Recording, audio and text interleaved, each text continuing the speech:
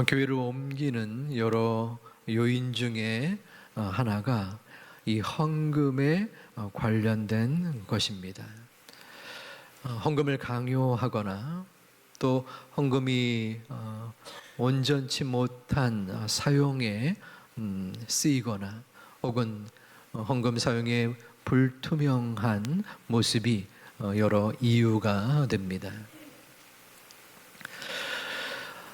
저 또한 오늘 설교가 헌금에 대한 설교이기 때문에 마음의 부담감이 있습니다. 하지만 올바른 성경적인 헌금의 원리를 증거하는 것이 저의 직무라고 생각하기에 하나님께서 이 시간 우리들의 마음을 또 보듬어 주시고 또 주장하여 주시기를 기도하며 준비를 하였습니다. 사도 바울이 고린도 교회에 헌금의 요청을 하였습니다. 구제의 헌금이었어요. 당시에 예루살렘 교회가 기근과 환란으로 어려움을 당하였기 때문이었습니다. 고린도 교인들은 마음의 믿음이 충실한 사람들이었어요. 그래서 다른 교회보다도 먼저 사도 바울의 요청에 응하였고 작정을 하였습니다. 하지만 1년여 동안 그 헌금의 부분이 제대로 진행되지 아니하였어요. 거기는 이유가 있었습니다.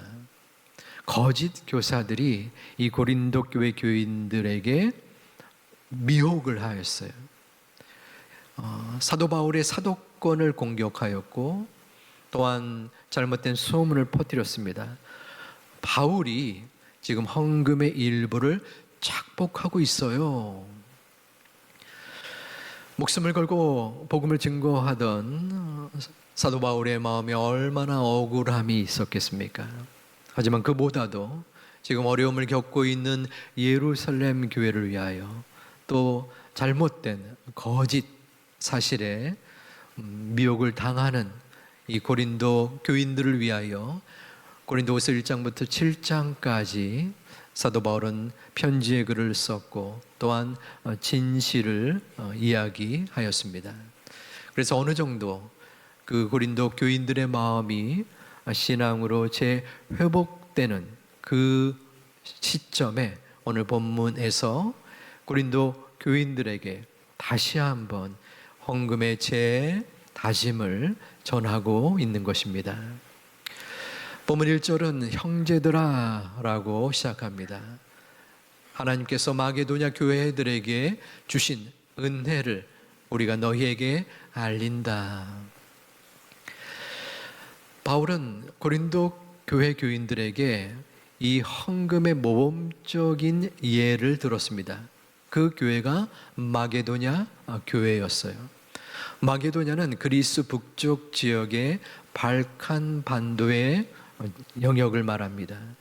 그러니까 인천, 용인과 같은 지역인 것이죠. 이 마게도냐는 지역은 그 부근에 빌립보 교회, 또 데살로니가 교회, 그리고 베레아와 교회 등이 있었다라고 추정을 하고 있습니다. 여기서 특별한 바울의 표현이 있습니다. 마게도냐 교회들에게 주신 은혜라는 용어입니다. 이 은혜는 여기서의 헌금을 가리킵니다. 마게도냐 교인들이 마음의 자원함으로 헌금을 드렸는데 이것이 은혜라는 것이에요. 왜 헌금이 은혜라고 말할까요?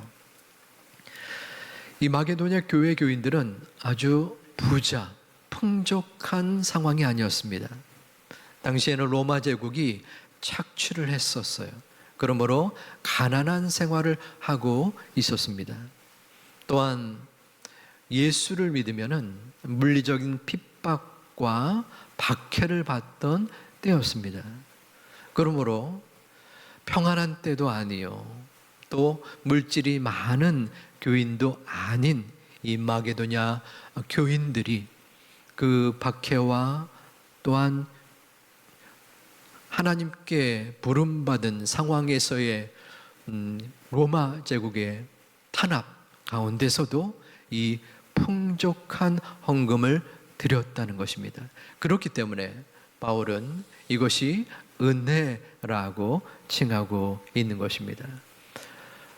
마게도냐 교인들은 하나님으로부터 받은 은혜의 진리, 그 깊은 은혜를 체험받았고 또 그것에 대한 이 헌금의 본보기를 보여준 것입니다. 여러분, 우리 헌금의 주요 원리, 오늘 말씀의 기준에서 두 가지를 살펴볼 텐데요. 첫 번째는 사랑의 원리입니다. 마게도냐 교인들은 사랑의 마음을 가지고 이 헌금을 드렸던 것입니다. 5절 말씀에 보면 그들이 먼저 자신을 주께 드렸다라고 하였습니다. 자신을, 마게도냐 교인들은 자신을 주님 앞에 드렸는데 이것이 어떻게 가능합니까? 자신을 주님 앞에 드릴 수 있었던 것은 그 마음속에 차원함으로 주님을 사랑하였기 때문이었습니다. 우리 인간은 본래 이기심으로 똘똘 뭉친 존재입니다. 자신을 자기 세계의 중심에 놓고 하나님을 그 보좌에서 끌어내리고 자기의 야망대로 살고 싶어 하는 것이 우리 인간의 본성이지요. 제자들 중 요한과 안드레도 그리했습니다. 예수님께서 예루살렘 성읍에 들어올 때 예수님, 우리들을 하나는 주의 우편에 하나는 좌편에 앉게 해 주옵소서. 무슨 말입니까? 주님이 왕 위에 이제 오르지 않겠습니까? 그때 우리에게 큰 자리를 허락해 주세요 라는 것입니다. 주님을 그토록 따라다녔지만 예수님께서 그만큼 교육해 주고 또한 가르쳐 주는 가운데에 사랑을 베풀었지만 그들은 주님을 사랑하기보다는 자신의 유익과 성공을 취하고자 했던 것입니다. 하지만 마게도냐 교회 교인들은 자기 자신을 우선적으로 생각하지 않았습니다. 나보다 주님의 은혜가 그들 가슴 속에 새겨졌습니다. 은혜가 그들 마음속에 있음으로 인하여 그들의 심령 속에는 사랑의 마음이 흘러내려지게 된 것입니다. 사랑하면 모든 것을, 많은 것을 주게 되어 있습니다. 팀 켈러 목사님이라는 분이 계십니다. 유명한 목사님인데 그분에게 많은 분들이 질문을 던졌습니다. 목사님, 11조가 옛날 구닥다리 아닙니까? 구약의 백성들에게 전해진 건데 지금 우리들도 꼭 11조를 드려야 합니까? 그 목사님이 답변과 동시에 이렇게 질문을 하셨습니다. 예수님의 그 구원, 그 생명과 피가 우리들에게 10분의 1만 주십니까? 아니면 그 생명 전부를 주십니까? 그렇습니다. 11조, 아니 우리가 드려지는 모든 헌금은 우리의 모든 것을 주신 그 주님께 드리는 나의 전부입니다. 그 전부이지만 그 중에 일부를, 전부를 드리는 심정으로 드리게 되는 것입니다. 저는 어려서 저희 어머님이 신앙생활을 하고 또 헌금을 드리는 모습을 보아왔습니다. 어머님은 가게를 하셨기 때문에 돈을 많이 주중에 많이 만지셨어요. 여러분 지폐나 동전 돈이 다 깨끗하진 않지 않습니까? 지저분한 돈들이 많이 있죠. 그 중에서 비교적 깨끗한 것을 이렇게 고르셨어요. 그리고 토요일 날 밤에 그것을 가지고 뭘 했을까요? 네? 어떻게 하셨어요? 네, 다른 분들도 그래 하셨나요? 전 다른 가정 못 봤기 때문에 토요일 날 밤에 그 다리미질을 그 1,000원짜리를 이렇게 하시는 거예요. 1,000원짜리 하시고 10,000원짜리가 있었는지 모르겠습니다. 제 기억에는 1,000원짜리. 그러면은 아주 빳빳하고 깨끗해집니다.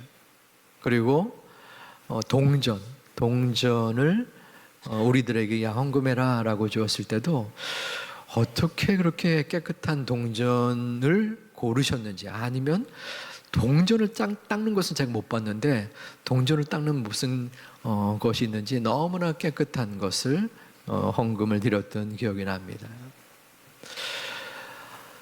그때는 어린 마음에 아유 뭘 이렇게까지 하나라는 생각을 했었던 것 같습니다. 하지만 지나고 나니 지금에야 그 토요일 밤에 다림질을 할 때 그 어머니의 모습, 그 기쁨의 모습, 감사의 모습이 순간순간 떠오르곤 합니다. 마게도냐 교회의 교인들의 헌금은 단순한 돈이 아니었습니다. 그것은 그들의 사랑의 표징이요 또한 밑거름이었습니다. 그러기에 그들은 자원함으로 그 헌금을 드릴 수 있었습니다. 억지로가 아니라 남들에게 보이기 위함이 아니었습니다. 헌금은 시험거리가 아니라 자랑거리가 되어야 합니다. 감사거리가 되어야 합니다. 헌금은 부담이 아니라 기회입니다. 나에게 그 은혜를 주신 것, 올 1년 동안 그 어려움 가운데 보호해 주신 것, 내 생명 호흡을 이만큼 허락해 주신 것, 건강을 주신 것, 우리 가정 속에 문제가 있었지만 아픔 가운데서라도 이만큼 인도하신 것에 대한 감사의 기회가 헌금을 통하여 드릴 수 있는 우리 모두가 되시기를 주님의 이름으로 축원드립니다. 두 번째의 원리가 있는데 그것은 균등의 원리입니다. 균등은 평균케 된다는 것입니다. 고린도후서 8장 14절에 이제 너희의 넉넉한 것으로 그들의 부족한 것을 보충함은 후에 그들의 넉넉한 것으로 너희의 부족한 것을 보충하여 균등하게 하려 함이라. 자, 이게 무슨 말씀입니까? 넉넉한 것, 너희가 지닌 넉넉함의 물질 혹은 마음, 그것을 가지고 그 부족한 이들의 연약함을 채워줄 때 그 도움을 받은 이와 너희가 평균케 된다는 것입니다. 비슷하게 동등한 위치에 서 있게 된다는 것이죠. 우리가 다른 이들을 도울 때에 흔히 드는 생각이 있습니다. 그것은 내가입니다. 내가 돕는 것이죠.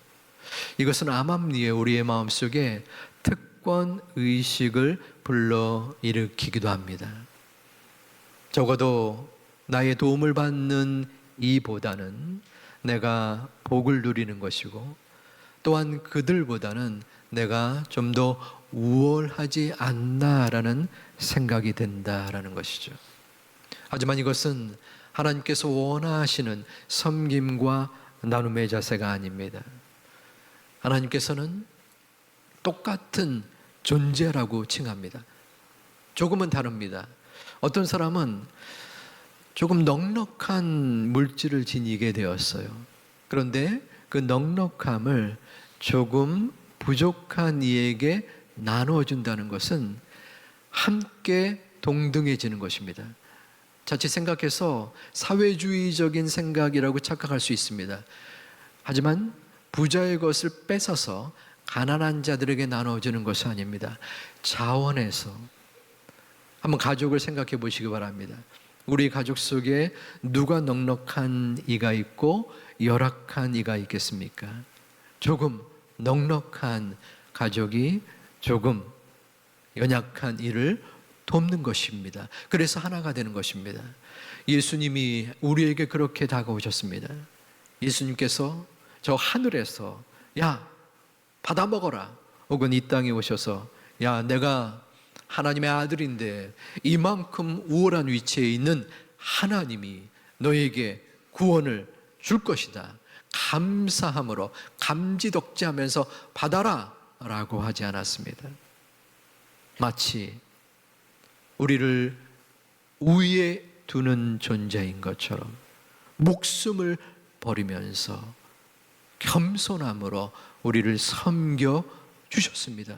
그래서 우리가 동등된 위치에 서서 그 주님의 목숨값을 받아서 지금 이만큼의 은혜를 누리게 된 것입니다.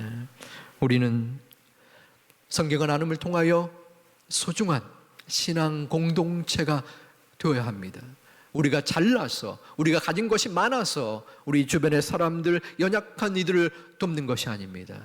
우리는 썩어 문드러질 수밖에 없는 부족한 사람임에도 불구하고 하나님이 우리를 택하셔서 우리를 이끌어 주시고 어느 순간 조금 넉넉하게 해주신 것입니다. 그것이 은혜입니다. 내가 이룬 것이 아닙니다. 그것을 은혜로 받아들일 때에 우리는 다시 한번 열악하고 힘겹고 연약한 이들을 바라보게 됩니다. 똑같은 자들인 것입니다.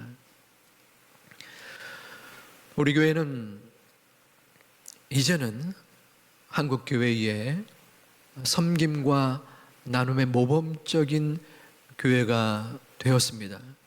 여러분들은 교회 밖에 있어서 그 가치와 그 모습을 덜 알 수 있습니다. 하지만 제가 교회 밖에서 있지 않았습니까? 제2교회 하면은 지역사회를 섬기는 교회. 우리 원로 목사님과 우리 성도님들이 어려움 속에서 허리띠를 졸라 매는 순간에서도 그 모든 관심과 기도와 재정을 섬김의 사역에 함께 노력하고 수고한 결과인 줄 믿고 감사와 영광을 돌립니다. 하나님께서는 마게도냐 교인들에게 주셨던 은혜가 있었습니다. 그것은 환난과 가난과 핍박 중에서도 은혜를 바라보며 구제의 헌금을 드린 것입니다. 그 모습을 하나님이 기뻐하셨습니다. 우리 제2교회도 마찬가지입니다. 우리 제2교회의 대표적인 나눔의 사역 중 하나는 나눔 마트이지요. 지난주 청지기 작정 때 인터뷰도 우리가 기억하실 줄 압니다. 교회 주변에 170여 가정의 또 어려운 상황들을 보고 또 큰 도움은 안 되지만 한 달에 한 번 그들이 배정받은 가정이 우리 교회의 1층 교회 건물 건너편에 오셔서 정해진 액수의 물품을 가져다가 활용하고 있습니다. 어떤 분들은 너무나 감사함을 표현하시기도 하고 또 이 중에 또 몇몇 분들은 교회의 복음의 계기로 나오기도 했습니다. 두 번째 소개드릴 것은 짜장면 봉사대입니다. 코로나로 인해서 그동안 하지 못했는데 내년부터는 이 봉사에 시작을 하려고 합니다. 양로원이나 혹은 고아원 같은 곳에 찾아가서 제가 듣기로는 첫 그릇까지도 만들었다는데 도저히 믿겨지지가 않습니다. 조금 전에 말씀드린 짜장면 봉사대 또한 이것과 함께 사랑의 목욕 목욕탕의 사역도 내년부터 다시 재개하려고 합니다.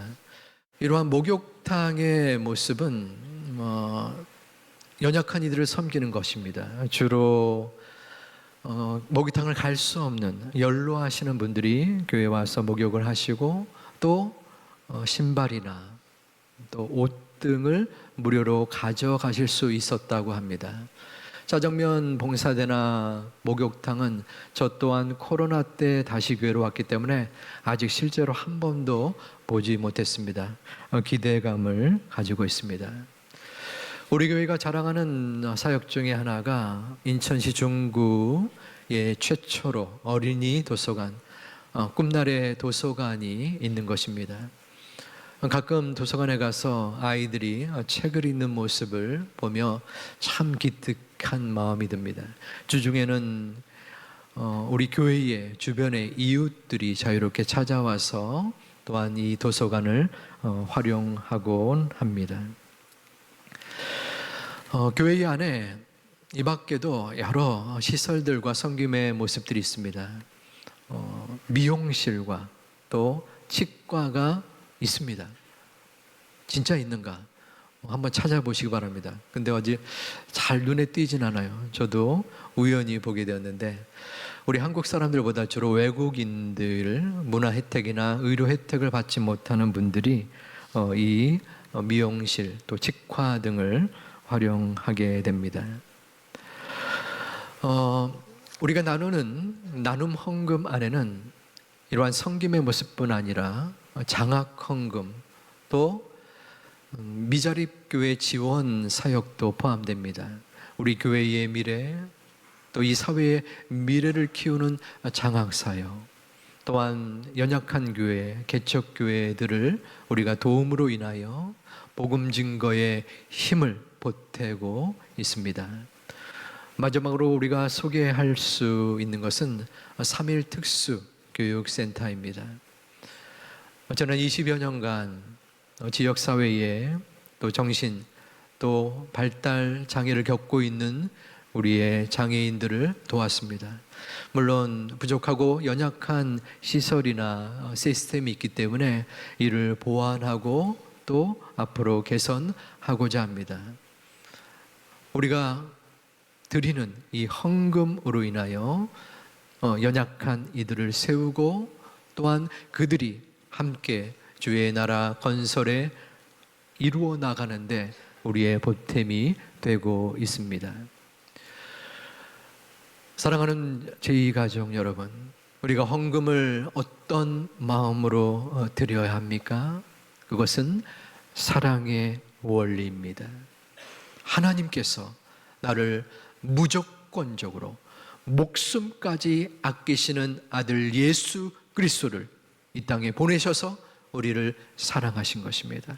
그 사랑으로 인하여 우리의 가진 것, 우리 것이 아니라 하나님의 것임을 마음속에 믿고 자원함으로 드리는 것이 사랑의 원리입니다. 평균의 원리, 균등의 원리, 내가 가진 것을 물질, 헌금을 드려서 하나님 앞에 바칠 때에 우리의 공동체가 힘을 다하여 그들을 지원하고 그들을 세우고 그들을 섬기는 것입니다. 우리가 잘나서 우리가 가진 것이 많아서 우월적인 지위가 아닙니다. 우리에게 주신 그 은혜를 사람들에게 나누는 것입니다. 그러할 때 그분들의 세워지고 그분들의 모습이 하나님께로 향함을 볼 수 있습니다.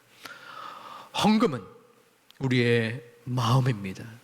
물질이 있는 곳에 우리의 마음이 있다라고 했습니다. 중독의 마음이 있는 사람은 모든 중심이, 관심이 중독의 약물에 있습니다. 쇼핑이면 쇼핑, 커피면 커피. 우리의 마음의 중심은 어디에 있습니까? 주님을 사랑하는 것, 섬기는 것, 그리할 때 우리의 모든 물질이 자원함으로 억지로가 아니라 감사함으로 드려지다가 그 드려지는 헌금으로 인하여 하나님이 기뻐 받으시고 우리의 모든 제2교회의 공동체가 세워져 가고 하나님께 영광 돌릴 수 있는 우리 모든 제2 가족들 되시기를 주님의 이름으로 축원드립니다.